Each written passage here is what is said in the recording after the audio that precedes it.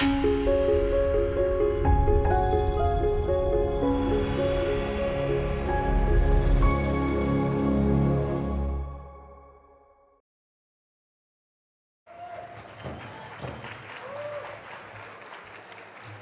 evening. How's everybody?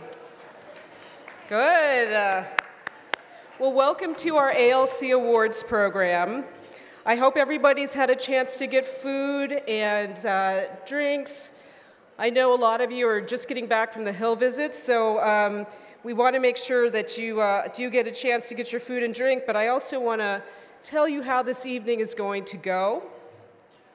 First, we will honor asset-building excellence in Native nations until about 6:30, and then we will take a break. After the break, we will hear some exciting back-to-school initiatives for children's savings through pitches from our one-to-one fund partners. Next, we will bestow the eagerly awaited Platforms for Prosperity Awards. And last, but certainly not least, celebrate CFED's 35th anniversary with song and cake. And now that I have your attention, let me introduce Yatanan drummers and singers to perform a calling song.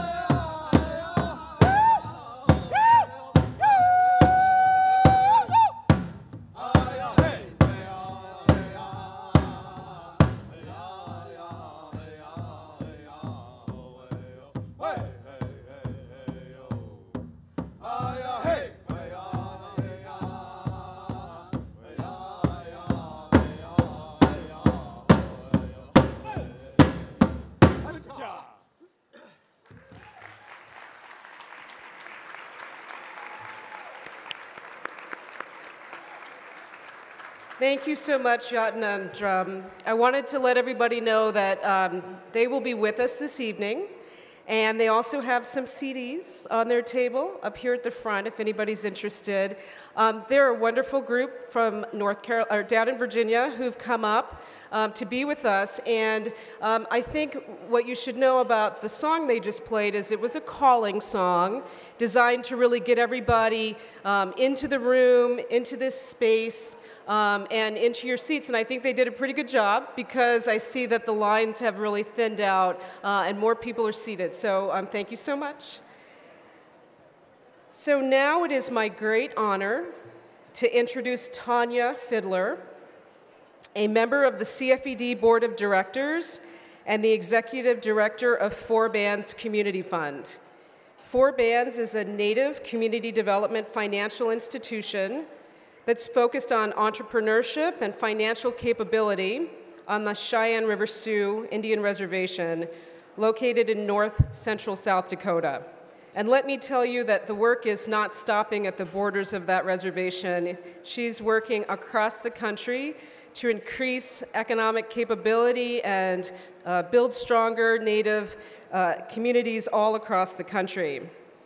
She is an enrolled member of the Cheyenne River Sioux Tribe and has served as the executive director of Four Bands since 2002 and has built the organization from the startup phase into a successful, innovative, and award-winning organization.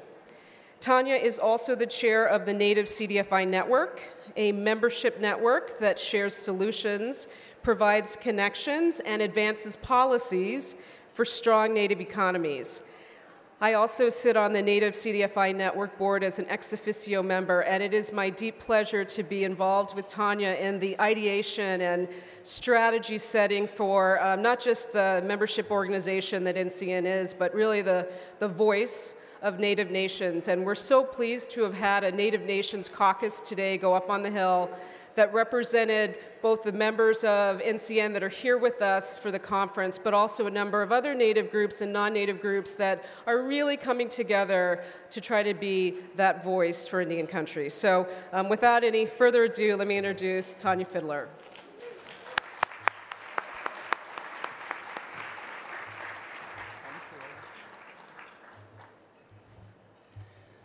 Well, how me dakiapi, tuktal henaji, Lakota machiapi, Tanya Fiedler, English machiapi. So good evening, greetings to all my relations in the room, which means everybody. That's the thing of Indian country, we're all related. And also my Lakota name is, she stands where the people watch her woman, and I couldn't believe that my auntie gave me that name decades ago, and here I am, and you're all watching. So it's kind of a funny thing. I didn't know it was going to come to fruition as it did. I wanted to first start off and say thank you to CFED for the opportunity to be here tonight as a network partner. I think the strength for all of us are the relationships that we build and the strategies that we share and the collaborations. I don't know if you're aware, but Native American people, as far as a percent of population in America, are only about 2% of the population, so we're a little thin and always needing support and advocacy. So the opportunity to be up here today, share some culture with the room.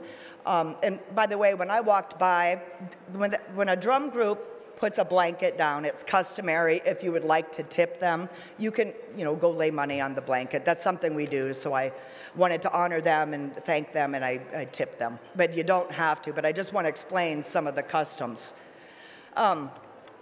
Going back to it then, the fact that Indian country represents 560 some nations, I don't think people quite get that either, that especially in the terms of discrimination, we'll be called discriminatory lenders on my reservation because we target Native Americans. And when we have to go educate the feds or whoever are operating those programs, that it's not a race issue, it's a class issue, and we are recognized as a sovereign nation. So there are over 500 of them, although we're only 2% of the population. We probably have about 20 different, no, there's a bunch of Lakotas here. So we have some Indians here, but a bunch of Lakotas, but other nations and tribes represented. So again, that Andrea, when we came to her and said, she said, what can we do to help CFED? What can we do? I said, just let us educate, come up and make friends, get to know the field and introduce you to some of our wonderful customs. Back in 2009, CFED did another wonderful thing for us. They hosted the breakout meeting for the Native CDFI network. We all got together with some of our other incredible leaders like ALC Meeks, I'm not sure if she's in the room, a lot of CDFI partners from across the country, and began to talk about, we had a Native Financial Education Coalition, but the work of Native CDFIs is so different as far as creating economies. Or, you know, I don't know how many people within the region or within the room, you're actually building a nation and creating an economy, because in some of our rural and remote places, we don't have banks. We don't have the main things that everybody takes for granted in the outside world. So the fact that we get to be up here today and address the room with a heart full of gratitude and for the work that CFED does, it's been my honor to be on the board. Their patience with me over this last year has been incredible, so I thank them for that. But Andrea, yeah. Andrea facilitated that first little meeting that we had, we created a Native CDFI network. Robin Danner from Hawaii and myself were the co-chairs, and we're still here today, and we're gaining momentum, and it's just incredible. I'm a little pooped out from those hill visits, and DC always gives me a bad hair day, but some of the first things that we did, and I just wanted to tell this story real quick before I get to my part of celebrating the event tonight and CFED's 35th anniversary. One of our first little action items, we submitted comments to Assets for Independence. They were calling for comments, and we wanted to tell them why the program doesn't work in our community. A little fact that you may not know, but less than 1%, a half of 1% of philanthropic dollars go into Indian country, and you always need that for your non-federal match, right? Well, we're not getting the philanthropic support, so we needed to tell them it's not enough money to run the program, we can't come up with the match and all of these kinds of things. And lo and behold, the friends here in DC working behind the scenes, and they will remain nameless, got together, and we had this incredible thing happen called interagency cooperation between the Administration for Native Americans and Assets for Independence. Those programs came together to create the Native Asset Building Initiative and have moved over $1.2 million into my community with their granting. And it didn't require legislation. Yeah, it's phenomenal. It was just a matter of building that relationship and sitting down, opening the dialogue and the conversation. Sometimes it's that easy. And if I don't know you and you don't know me, maybe it's a challenge. But again, getting up here, trying to make friends, the relations that you guys can understand. Our communities are some of the poorest in the country, as are many, many others. But the work of these Native CDFIs is phenomenal. We've moved $8 million at 4 bands since inception, starting with $1,000 microloans, and now we're up to big dollars, you know. That's a story that needs to be out there, and that we need to be able to tell people. And CFED's commitment to inclusiveness, the inclusion of all race and people, is just phenomenal. There isn't any corner of the world they're afraid to go to. And later, I'm going to invite Bob and Andrea back to South Dakota, to Cheyenne River. Elsie, be quiet wherever you are. They're coming up north. But it would just be an honor. So the fact that interagency cooperation, I also sit on Treasury's Community Development Advisory Board, and it's got 6 private sector and then the federal agencies, and they're all working on that. Back in 2009, it was done just like that. People talking and solving problems like that. So I'm up here first to honor, and I'd like to have Andrea come up and Bob. There's something in Indian country that you're just grateful. Every day we wake up, it's about being in balance, and as much as you're receiving, as we've received wonderful things from CFED, the peers and the partners, it's also a wonderful time to celebrate and give something back. So I would like to start with a star quilt. This is made by one of our little micro-entrepreneurs, and she's not a little micro-entrepreneur, actually, but she's a single mom, full-time bus driver, makes quilts in the spare time to supplement her income, and she's one of the finest artists that we have on the reservation. So we put together some star quilt wall hangings that we'd like you to keep in your office, and I will begin by doing that. And it matches the conference colors. Hey, hey.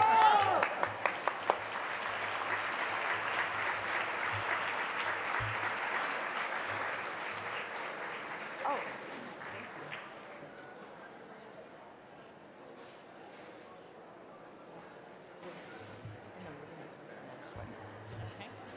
And then I have another one that's a surprise that if any of you know Bob Friedman, and I don't know him well, I've only watched him, I've read him, I've embraced him, and have found him to be one of the most kindest, courageous, compassionate, humility, wisdom, courage, all these things that are our values, and they're across community. It's not just a Lakota value. But the man's generosity in launching this, I thought tonight was the right time to honor him personally with a star quilt. So and why we do this in Lakota country, if there's a special thing or you've achieved or done great things, then we will put a quilt. So first we'll hold it up, but we'll bend it and drape the quilt on him. Now he has his Superman cape from Indian country. But I'd like to show you that.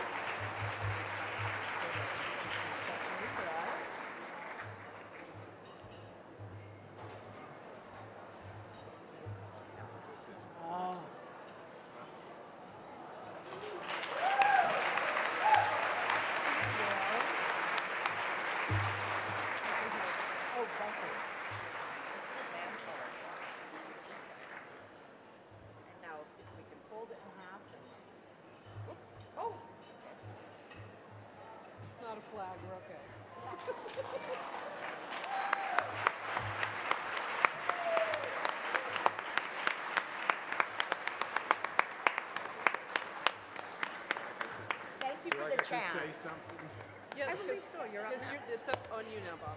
Yeah, he's up next. But again, we'll have an honor song at the end of this session when we're finished with the segment before the break. So everybody, we tend to shake hands, but we're not going to be able to move this many people for a handshake. But when the honor song is played, if we could stand up and just recognize these folks, we'd surely appreciate it. And again, thank you for the opportunity, Bob. Thank you for all you've done all these years. You're invited to Cheyenne River, and I want to start riding with you. Thank you. Thank you.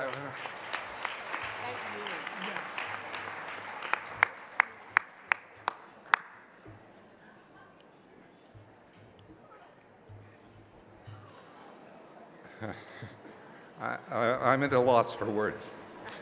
The one thing I told people is I have been rewarded so much more than I deserve.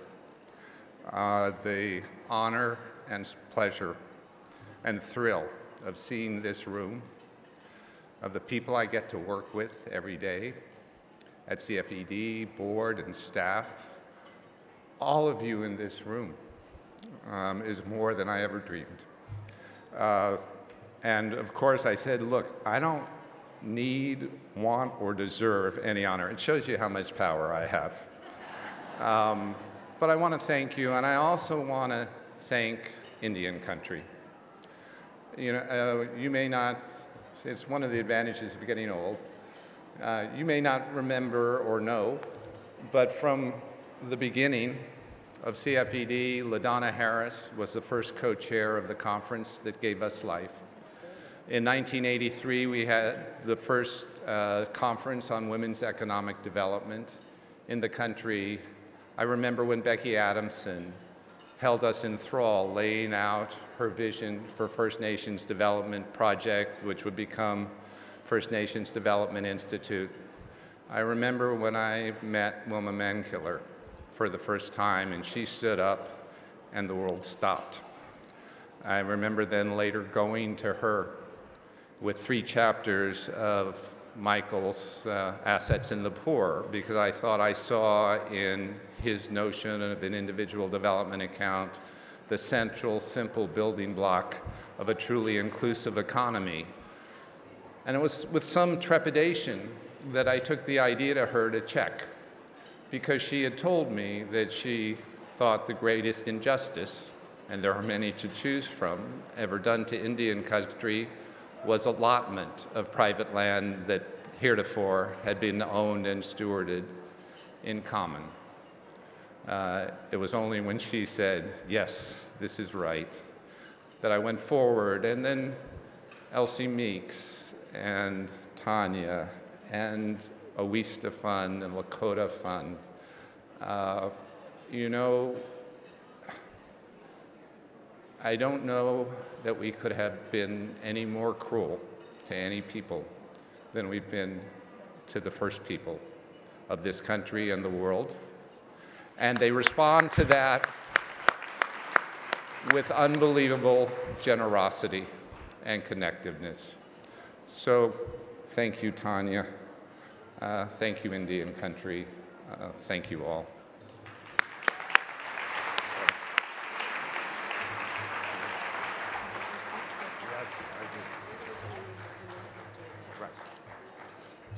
I have another responsibility. Again, one of the great pleasures of growing old in this field is you get to watch the people and institutions that have plowed this ground for decades. One of those is the Northwest Area Foundation. For the entire time I've been in this field, their devotion to anti-poverty, not through charity, but through recognizing the talents of people who are now poor in money terms, but not in terms of talent or aspiration or contribution, has been unshakable.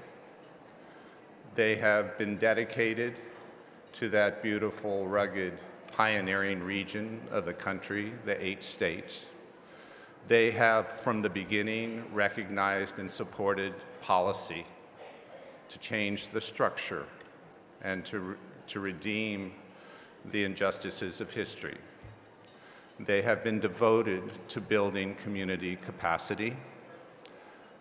And they have taken bets and risks and then gone one step further to be transparent about when those bets and risks paid off and when they didn't, so that we could all learn from them. And last, but definitely not least, has been their devotion to Indian country. They seeded the whole native CDFI industry. It is an incredible institution. It is an incredible gift, not just to the region, but to the country and to the field.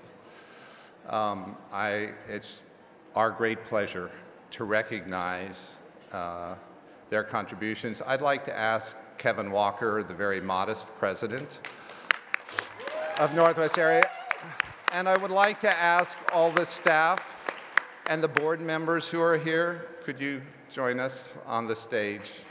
It's people that make an institution and make an institution this special.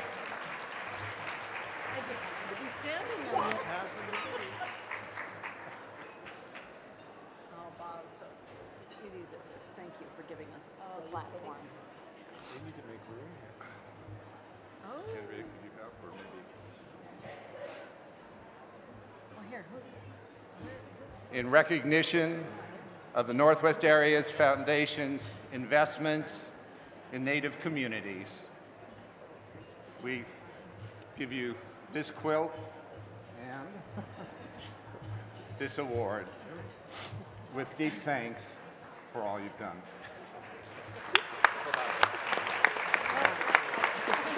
All right.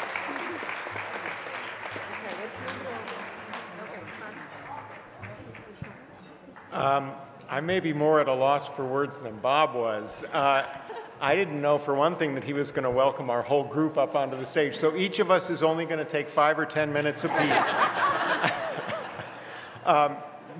As you can see, I stand here with a lot of amazing people behind me. It is such an honor to share this stage, not only with my folks, so to speak, but with Bob Friedman, Andrea Levere, Tanya Fiddler. These people are, we throw words around cheaply sometimes, but these people are visionaries, and they are leaders in the truest sense of the word, and they are dynamos.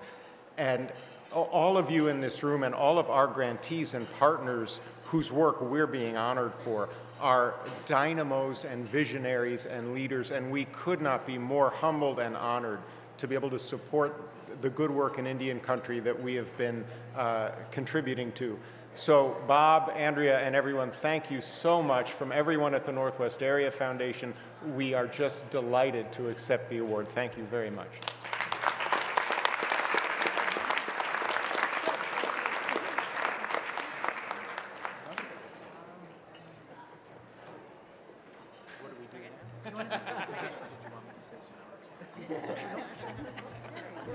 Bring you guys down.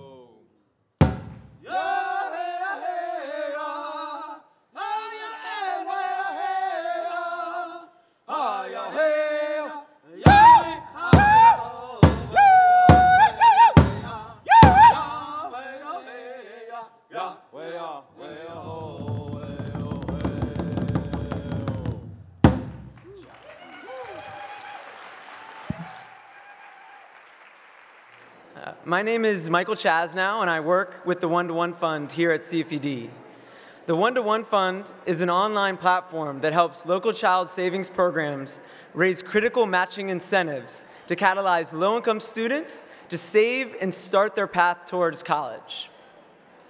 Our vision at the One-to-One Fund is to provide a platform where thousands of individuals help spur thousands of low-income students to save and strive for college.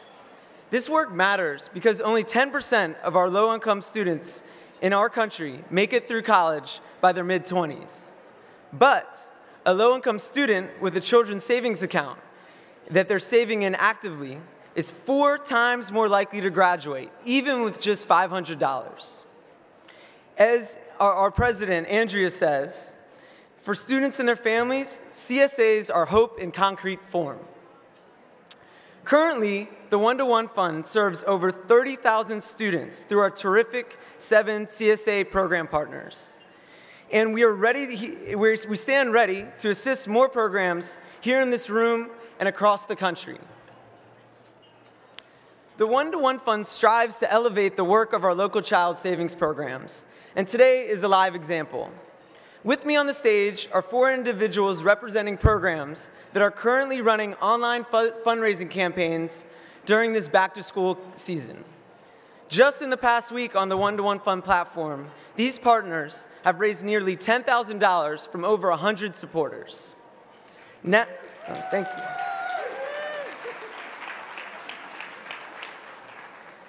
Now, I'm going to stop talking, and I'll ask our partners to tell us about their great programs and their current campaigns. First, here's Annie Lou with Kindergarten to College. Good evening, everyone. My name is Annie Lou, and I work for the Kindergarten to College program through the city of San Francisco. The Kindergarten to College program is the first publicly funded universal college savings program in the U.S. The K2C program automatically opens up a college savings account for every single child entering kindergarten in the San Francisco public schools.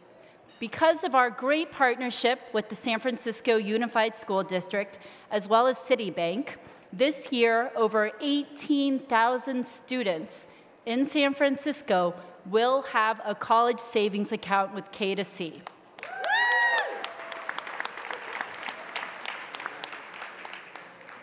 Of these students, over 60% of them qualify for free and reduced lunch, which means that a family of 4 makes less than $44,000 a year living in San Francisco. This month, we are launching our Back to School campaign, and our goal is to raise $10,000 to match the college savings of 100 students in San Francisco. Here is what one first grader in San Francisco said about K2C. When I get extra spending money in my allowance, I put it in my K2C account because I want to go to college. If you would like to support this child and others like her, please donate to our campaign on the One-to-One Fund page. Thank you so much for your time.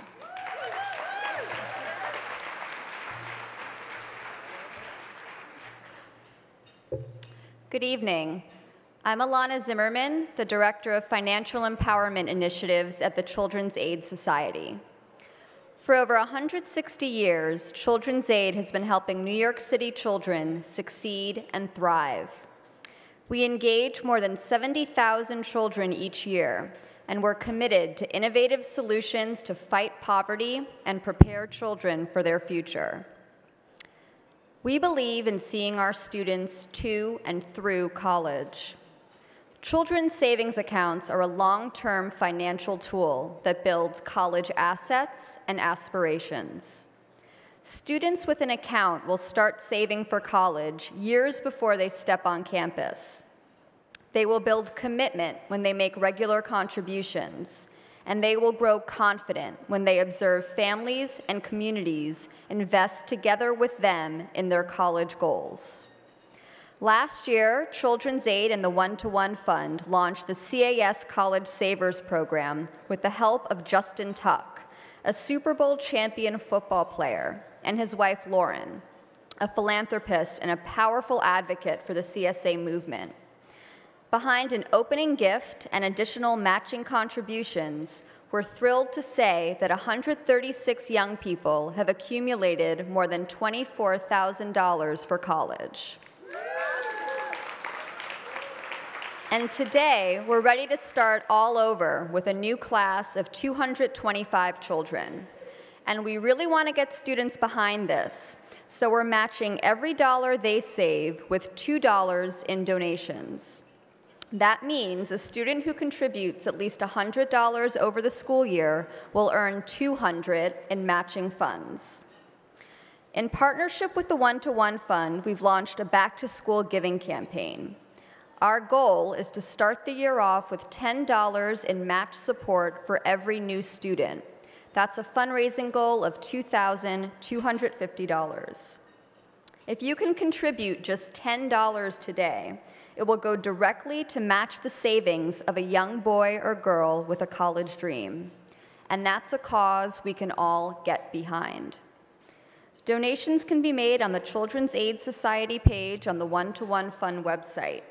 Thank you to CFED, the One-to-One Fund, and Citibank for your support, and thank you all for your time and generosity.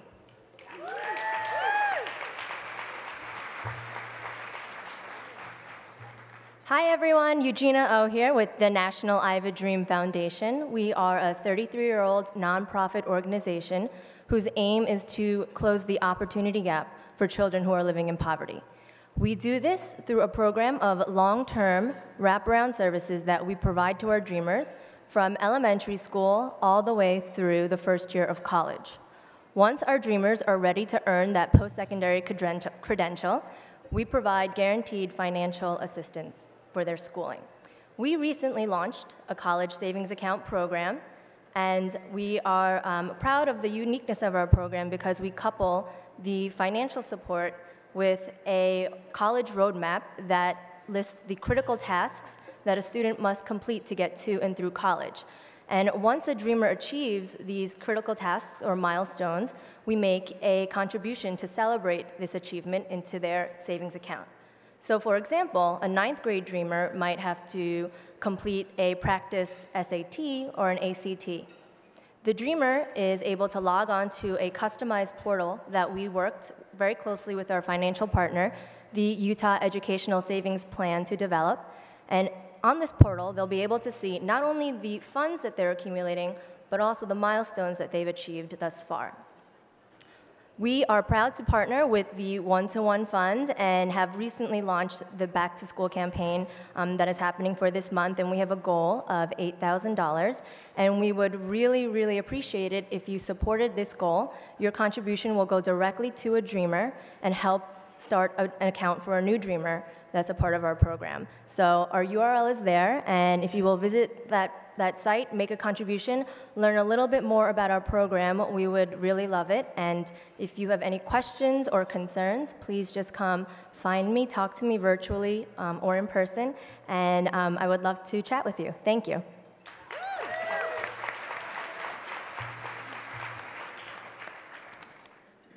Good evening, everyone. I'm Chris Avila Hepschman, and I'm from Credit Due, and I'm representing 200 middle school savers from the largest school system in the country in New York City. Woo! Our student savers are back to school, and they're back in action, and our students are saving now on their own. And our goal is to raise $10,000 in the next 3 weeks to provide a $50 match for their efforts. Credit Due's mission is to deliver the first debt-free generation. Over 95% of our student savers are eligible for the federal free lunch program. And these student savers are doing something now to change this. Credit Due student savers learn, work, and save. At our last savings celebration, a father, Mr. Elliot Rodriguez Sr., said to me, "Thank you for doing this now." Because Elliot Jr. was 12, and that gave them some time to plan and save. He told me that Mrs. Rodriguez and he had calculated that once their older son, who's now in college, graduates, That will put them over $90,000 in debt in just 3 years. Thank you for doing this now, he said. Mr. Rodriguez came on his lunch break from one of his 2 jobs to pick up Elliot's savings toolkit. Malik is holding a toolkit. We like to call these business plans. We tell each student that they are the CEO of YOU, and we challenge them and ask them, what can you do now to make the business of you a success? Our student savers learn, they work, and they also save for their future education now. And so I nominate all of you to join the Credit Due One-to-One Fund Student Savers movement. Let's collectively harness the phenomenal intelligence in this room. As what the amazing Lisa Mensa reminded us this morning, this room of deep thinkers and workers, let's harness the power of what we can do now for 200 New York City middle schoolers who are moving through their lives in full action. Let's keep that momentum going. You know, just $10 would make a difference. So you could do now, let's say tomorrow when you're on your way home from this phenomenal conference, you could do now by just skipping that coffee run at the train station or at the airport, and think about that Credit Due Student Savers efforts. Let's match them. And if they're in any larger groups here, retail banks and folks that are in a place to do more now, I will be wearing this placard as a gentle reminder, an identifier. Join the movement. We're all in this together. Thank you.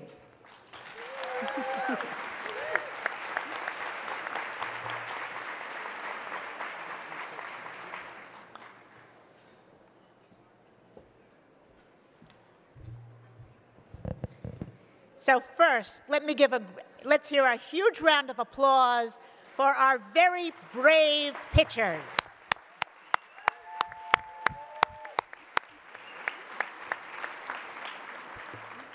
So I want to ask you all a question, and I learned this question from our board member, Ashish Advani, who's to my right. He held a fundraising event for us in San Francisco, and at the last minute, he had this brilliant brainstorm. We had all these high net worth people who were there, and he said, how did you pay for college? And it stopped the room, and what was astonishing is virtually no one in the room paid for college without help from someone they didn't know. And that changed our whole conversation. So I just want you to think about, how did you pay for college? And who helped you that you didn't know or wish you had known? And think about that when you're thinking about these pitches. And I would love you to consider giving to one, giving to all, giving to some, whatever you can do. The One-to-One Fund is a social enterprise that's powered by CFED, but it's a platform that is dependent on partnerships with innovative and creative programs such as the ones you've just heard from now. It is our honor to work with them and to really realize the dream that we heard about this morning. Martha Cantor, our newest board member, the former Undersecretary of the Department of Education, said, I'm coming on CFED's board because every single family who makes less than $40,000 a year should have a children's savings account. We believe, in fact, everybody should have it, but that's a good place to start. So let us help make that dream a reality, and thank you. For those of you whose phones work here, mine doesn't, you can start that now, and I won't even say you should be paying more attention. So thank you all.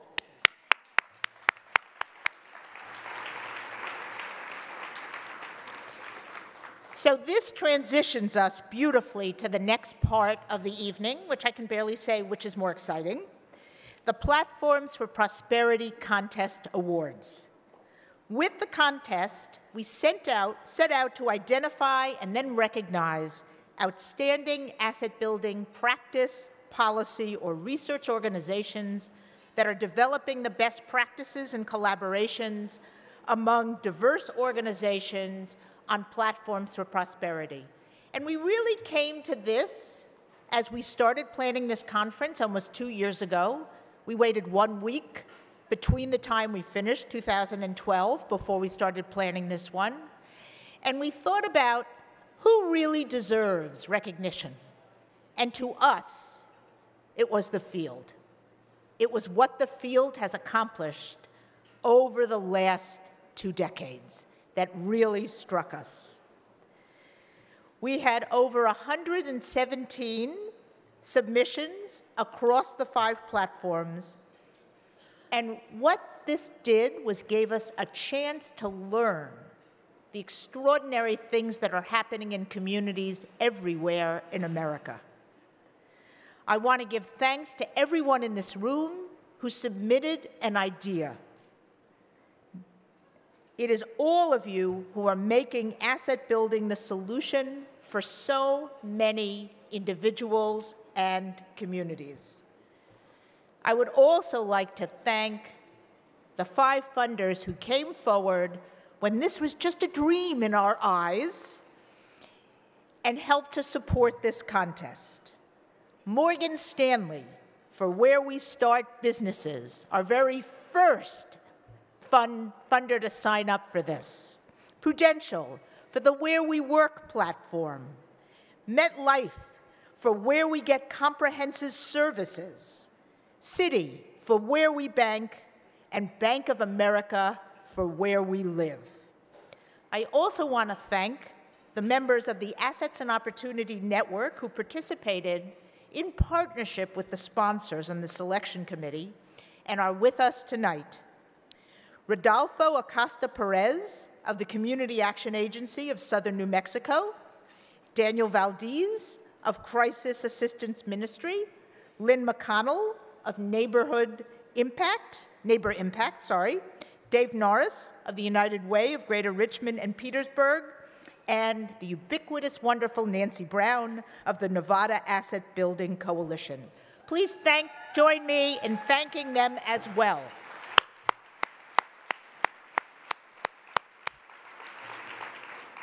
You know, as if we haven't told you enough, that we're celebrating, oh, it's not up here, our 35th birthday this year.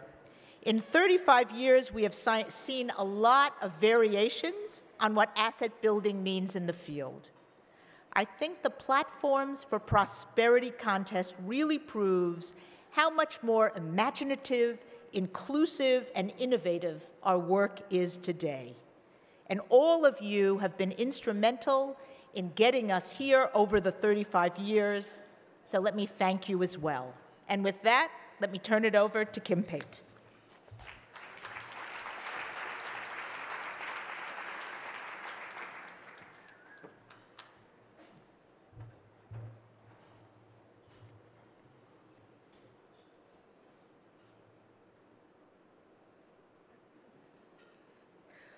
I want you to imagine for a minute an America of truly equal opportunity, where success is not predicated on being born into wealth or privilege, a place where no child goes to sleep hungry or ever knows the disappointment of not earning a livable wage, a place without payday lenders and predatory loan sharks, where there are real pathways out of poverty, a country where families that work hard can move up the economic ladder.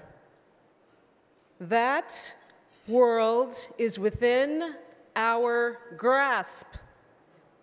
Tonight, in the 50 years since this great country declared a war on poverty, we are gathered to celebrate our progress and redouble our commitment. At CFED, we believe in a simple but powerful idea that by creating economic opportunity, we can alleviate poverty. We believe that given a reasonable opportunity, every family can save, build assets, and create a more prosperous future for themselves and their children. We believe this because for 35 years, we have been making it happen, restoring hope and building opportunity in some of the darkest corners in our society. The proof resides in the lives of tens of thousands of low-income and very poor families that have turned opportunity into enduring economic and social benefits. The proof lies with all of you here in this room. Tonight, we are fortunate to have with us committed partners from all sectors: corporate, nonprofit, and government. And we are excited to honor 5 organizations that have shown deep commitment to their communities. The Platforms for Prosperity Awards recognize transformational social innovation in the field. We will show you a glimpse of what exciting work is being done all over the country by organizations and individuals on the front lines, delivering innovative and essential services, creating financial security, and changing lives. We honor across 5 platforms: where we bank, where we get comprehensive services, where we live, where we start businesses, and where we work. To present these awards, we are joined by our sponsors, as well as key members of the Assets and Opportunity Network, which coordinated the selection of our award winners. For our partners, making this financial commitment to these organizations is essential to their missions of economic opportunity. So without further ado, the Platforms for Prosperity Awards, providing hope, returning dignity, restoring opportunity.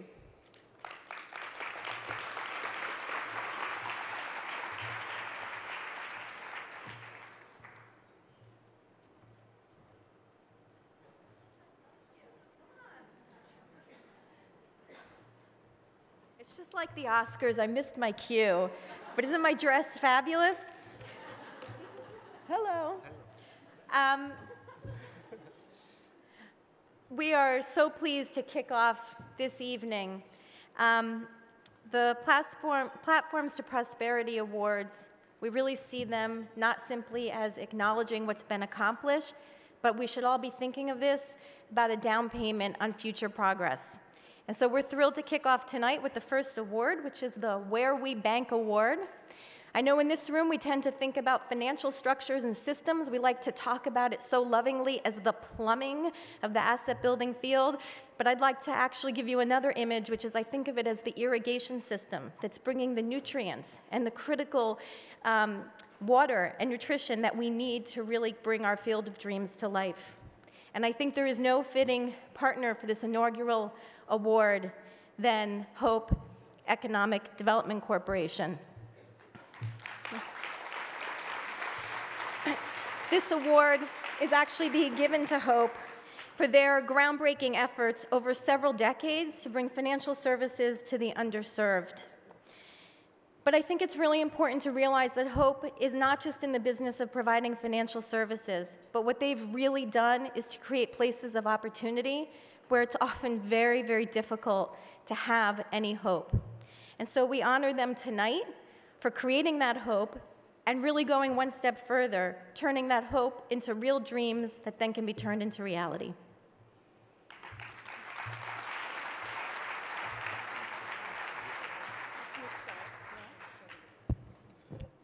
Having that said, hope is changing the way communities build and maintain wealth so that all people can secure a brighter future. Now, I want to turn your attention to a short video that is going to highlight their successes. Hope is a not-for-profit community development financial institution serving economically distressed people in places in Arkansas, Louisiana, Mississippi, and Tennessee. Hope's experience in some of the country's most distressed regions offer clear evidence of what can be achieved through economic inclusion. Arkansas, Louisiana, Mississippi, and Tennessee have the highest unbanked and underbanked households in the country. Up to 40% of households in Arkansas and 72% of all African Americans. The biggest challenge in many small towns is economic development, but unfortunately banks are closing in record numbers, resulting in the emergence of bank deserts in many rural areas, inner cities, and communities of color. More than 9 out of 10 banks that have closed have been in low-income communities. Amid this growing number of bank deserts, Hope stepped in and helped those most in need. Hope is providing opportunity to more minority, female, and low-income home buyers and businesses in high-poverty areas. Hope is transforming bank deserts into financial oases to help people climb the economic ladder and achieve the American dream. If we had not found Hope, the town probably would have been lost. Hope, it was something that was well needed. It was a privilege and a pleasure for it to come to the town of Utica.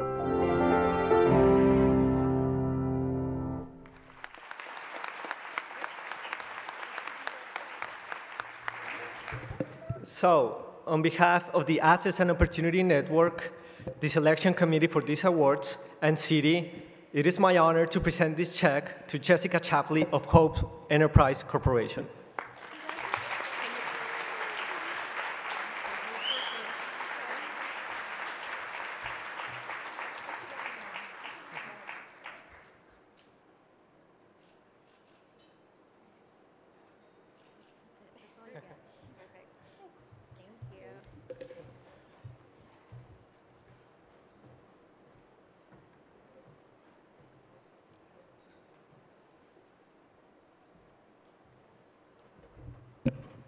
Good evening. I'm Dennis White from MetLife Foundation. I'm pleased to be here tonight to put this award out. You know, and I really like this contest too. I think it's a great idea to have it. You know, it really recognizes the impactful work of community groups, everybody in this room, in helping families be stronger and more financially secure.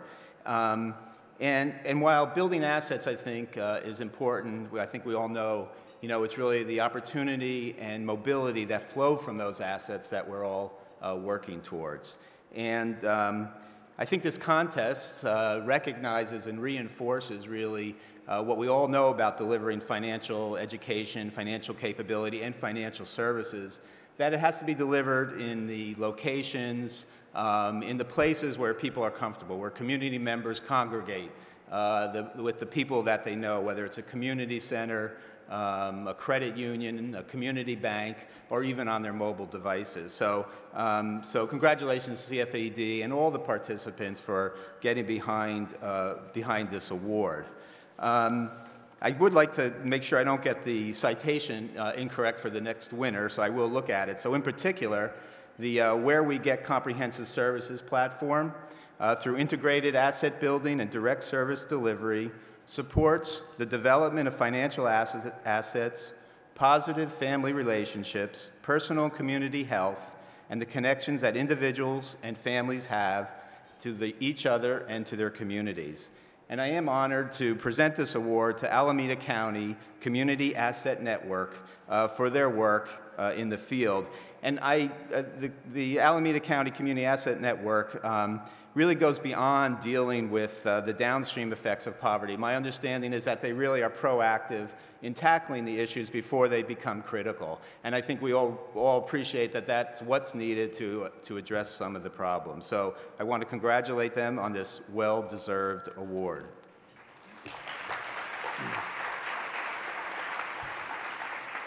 Alameda County is a leader in integrating asset building and social service work. So now please turn your attention to the short video to highlight some of their successes. Alameda County Community Asset Network is a coalition of service providers, public agencies, credit unions, and other community-based organizations committed to increasing the assets and income of Alameda County residents. The Alameda County Social Services Agency A member of the coalition serves 1 out of every 6 Alameda County residents, more than 250,000 people monthly. The County Social Services Agency is integrating financial education into the fabric of its programs, increasing the savings of its clients, providing tax assistance, building their credit, and curbing predatory lending. They have piloted the Savvy Consumer Toolkit to help educate clients about financial products. When the toolkit was combined with access to accounts and credit coaching, over half of the participants improved their credit scores in just 6 months. This public-private partnership means that critical support services and products that reflect clients' needs are delivered at scale.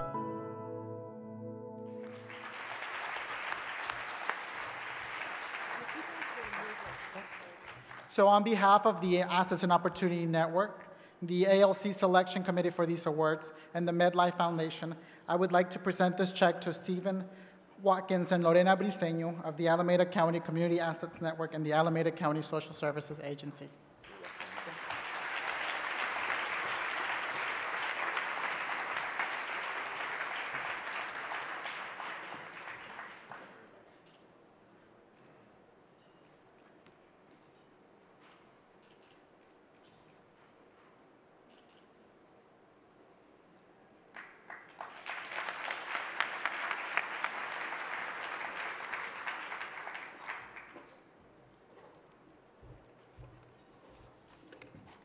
Good evening, everyone. I'm Steve Fitzgerald, and I'm with the Bank of America Charitable Foundation. And we're really pleased to be here tonight to really support the Platforms for Prosperity contest and really the notion of where we live. It is the mission of our foundation really to improve the financial health of the communities we serve. We pay with a very special focus on our low and moderate income communities are really across the issues of poverty, housing, jobs, and critical services. And so it's really fitting that the Where We Live platform honors organizations that are addressing those critical issues as well. In particular, the Where We Live platform honors those seeking to improve our private and public housing systems, our neighborhoods, really by providing tools for building wealth through homeownership, stable rental housing, and match savings.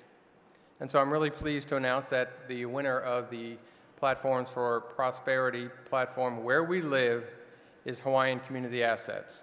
Hawaiian Community Assets works with Native Hawaiians to provide bridges out of homelessness, and they really are addressing the critical issues of creating stability and opportunities for families. Lynn?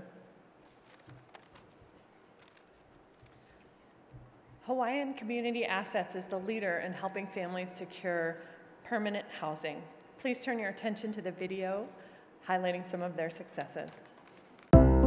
Hawaiian Community Assets is a housing counseling agency and community lending institution that builds the capacity of low and moderate income communities, especially Native Hawaiians, to reach economic self-sufficiency.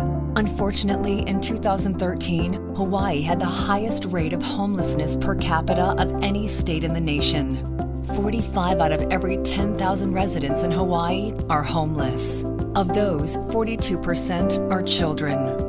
HCA uses a unique holistic approach, combining housing and financial education workshops with one-on-one counseling and access to asset-building financial products to help families achieve and sustain permanent housing. In Native Hawaiian culture, the home is viewed as a foundation upon which the family's spiritual values and teachings are built. HCA's role in helping provide strong foundations will create a more stable community and will serve generations to come.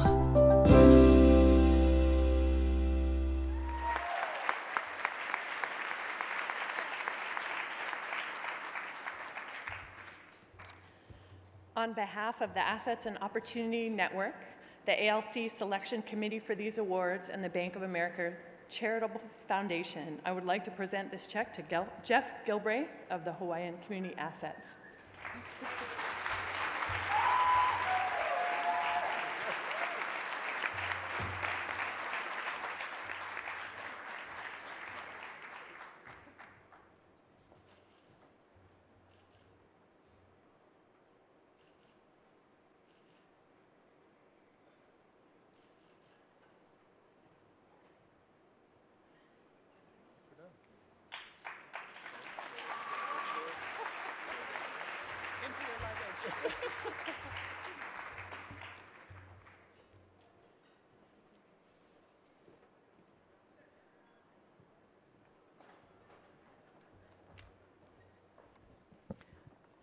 Good evening. My name is Wendy Takahisa, and I'm thrilled to be here tonight representing Morgan Stanley to present the next award. Morgan Stanley has had a long-standing commitment to small businesses. So when Andrea called us and CFED called Morgan Stanley and said, would you like to sponsor a contest, and she mentioned we were the first, this is the one we chose, which is where we start small businesses. I think by now everyone accepts the fact that small businesses are the engine of the American economy. We all know this. It's a truism people say all the time. But this contest really focuses the spotlight on the small businesses that are run by low-income people, by people of color, and by women. Because these small businesses not only generate economic development in their community, they help generate self-sufficiency for themselves and for their families. And so I'm thrilled to announce that the winner of the Platforms for Prosperity Award for Where We Start Businesses is going to the Opportunity Fund.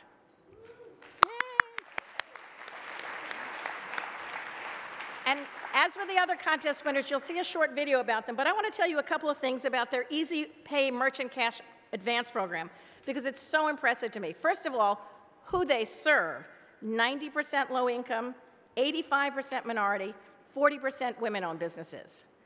And a statistic to warm the heart of the bankers in the room, a repayment rate of 99.7%. Pretty impressive, right?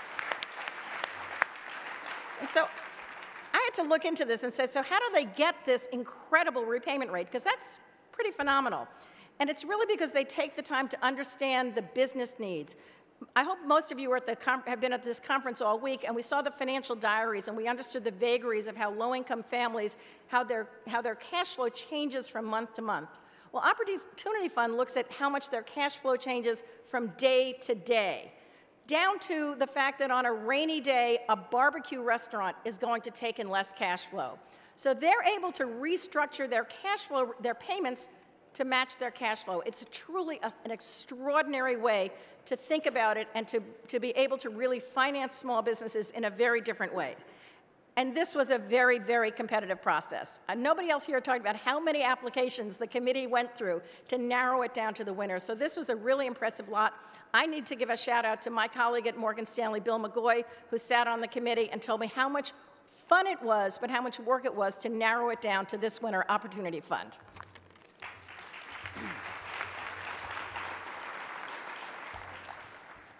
Opportunity Fund is pioneering new ways to help families realize their dreams and prepare for the future. Now, please turn your attention to this short video highlighting their successes. Opportunity Fund is a not-for-profit social enterprise helping thousands of California families build financial stability through earning, saving, and investing in their futures. Many face the overwhelming challenges of managing insufficient money, finding affordable housing, and raising healthy families. Entrepreneurship is a route to financial stability. Opportunity Fund's innovative Easy Pay loans ensure those small business owners have access to capital. By supporting small business owners, Easy Pay loans help these entrepreneurs increase income, build assets, and provide a brighter future. By investing in those who don't have ready access to financial resources, Opportunity Fund is breaking the cycle of poverty for good.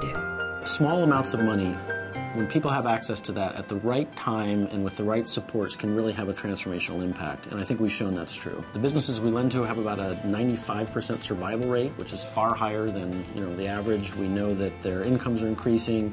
We know the folks in our savings program are continuing to save after they leave the program.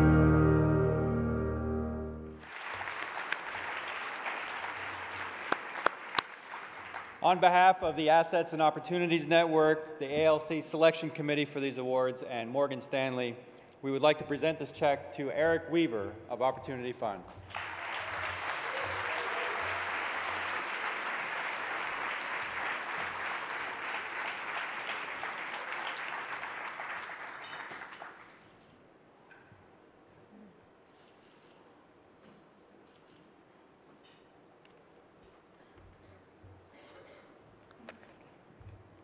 Good evening. My name is Latha Reddy, and on behalf of all of us at Prudential, I am honored to be here tonight to present the next award for Where We Work. For nearly 140 years, Prudential has been dedicated to helping people achieve financial security and the peace of mind that goes with that. It is something that all of us here are working tirelessly on, and a goal we share with CFED and tonight's honorees. And it's why the idea behind these awards, which is why we are proud to sponsor them. We are particularly proud to sponsor the Where We Work platform, which recognizes employers, large and small, who provide meaningful opportunities to connect individuals to the types of financial information, advice, products, and services that can help build and protect long-term financial security. By meeting people where they are, at a point in time when they're making critical financial decisions, we know that we can have a tremendous impact on their ability to weather financial crises, to get ahead, and ultimately to build assets. And that brings us to the next honoree. This is a group that is working tirelessly every day to do just that. I am thrilled to announce that the winner of the Platforms for Prosperity Award for Where We Work is Step Up Savannah. For its work in helping families move out of poverty through innovative workplace-based solutions. Step Up Savannah is proving that a small city can be a pioneering leader in workplace innovations, such as helping employees build assets. Now, please turn your attention to a short video of their successes. Step Up Savannah is fighting poverty in Savannah and Chatham County, Georgia. In some neighborhoods, the poverty rate of Savannah residents is 50% and higher. These are problems that have persisted for over 30 years. 37% of Savannah children under 18 are living in poverty. 10% of households are unbanked, and 20% of Georgians face food insecurity.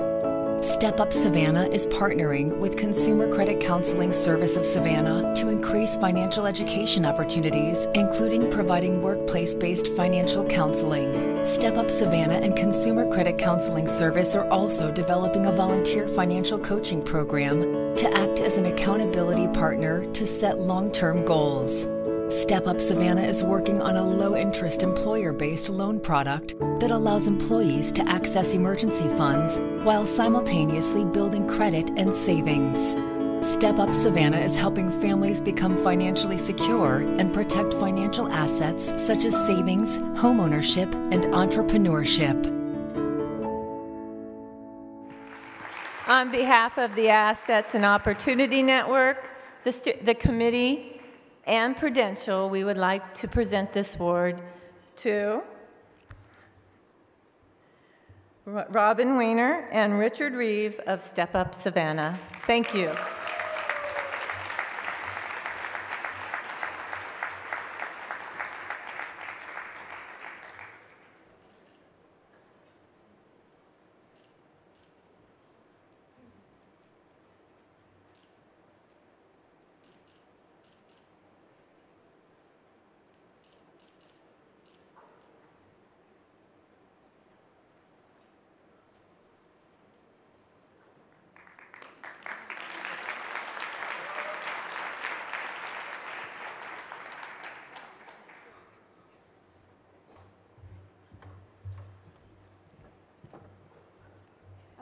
The stage.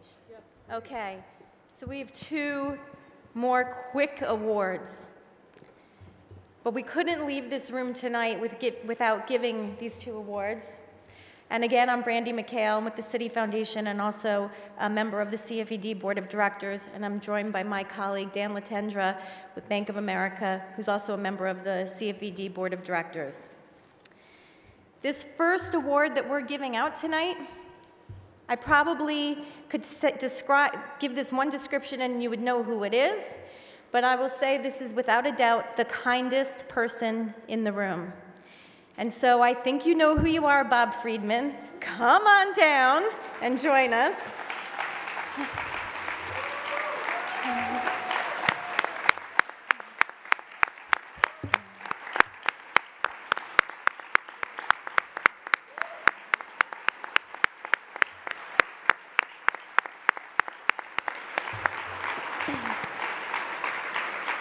35 years ago, Bob had an idea, and an idea that in its simplicity has become incredibly powerful. And it was the idea about the productive capacity of poor people.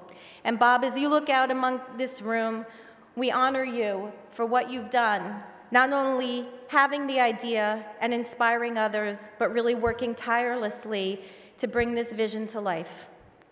However, Bob, as much as we love you, vision doesn't pay the bills. And so it's another anniversary this evening, and I'd like to call up the engine of ingenuity, and with that introduction, I hope she knows who she is, Andrea Levere, to join us.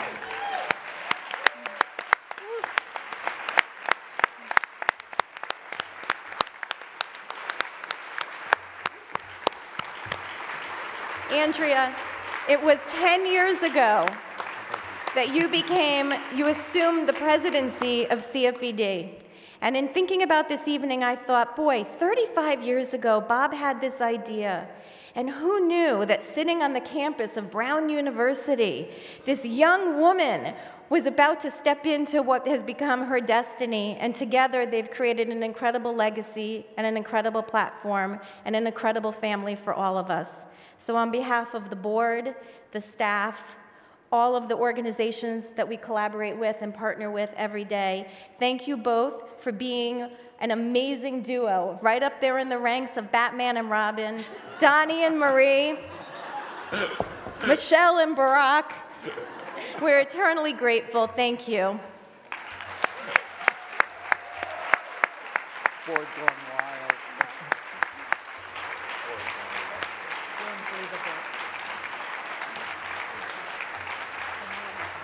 Oh, have fun. It's over. No.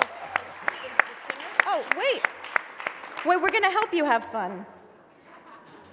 I know, I missed all my cues tonight. I'm sorry. So now I'd like to spend some time celebrating CFED's birthday, and we have a very special song that we're going to do. Will our singer, Janae, please come to the front of the room?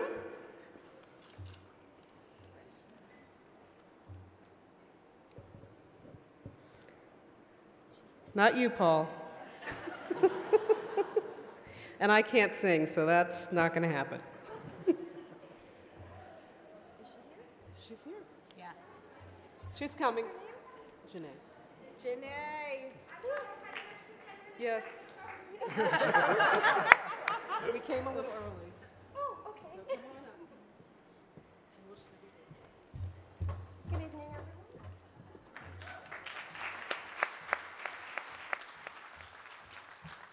Well, as they always say, better late than never. Thank you so much. Happy birthday to you. Happy birthday to you. Happy birthday, CFED. For 35 wonderful years. Happy birthday to you.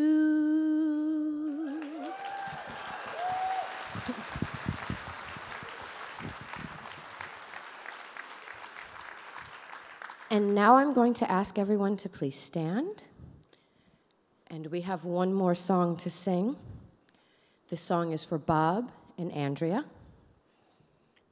Andrea for 10 years of service, and Bob as our founder for 35 years. So we're just going to switch birthday to anniversary. Is everyone okay with that? All right, 1, 2, 3. Happy anniversary to you. Happy anniversary to you. Happy anniversary to Bob and Andrea. Happy anniversary to you.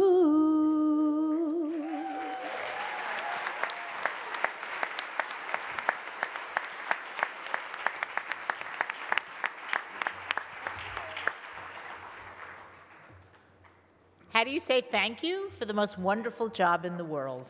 So thank you all for being part of this experience, and I promise you wonderful cake and great dancing.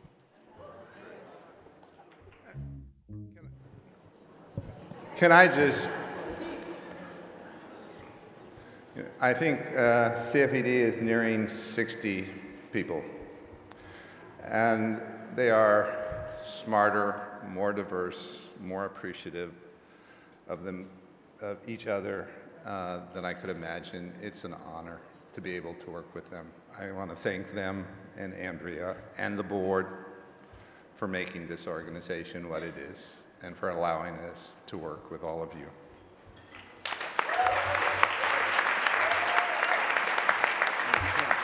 All right, so that is our evening. Thank you so much for your time and attention. We have birthday cake that we're going to spread out. We have desserts, and the food stations are still open. We also have, as we promised, ALC After Dark dancing for those who know that we can't have an ALC without some dancing. So please stick around and enjoy the rest of the evening. Thank you.